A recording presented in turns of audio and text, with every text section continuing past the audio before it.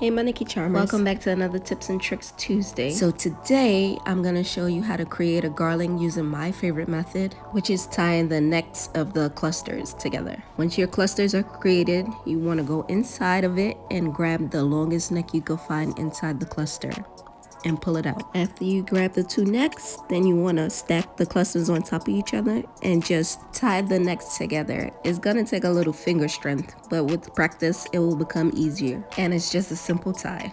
Once you connect it, then your garland will not go anywhere, and it should look like this. And you just continue to add clusters and tie the necks together until you get the desired length you're looking for. Like I said, it does take some practice, but once you get it all down packed, you'll be creating garlands in no time. It's as simple as that. I hope this video was very informative. Like and share and follow for more tips and tricks. Until next time, be blessed, guys. Mwah!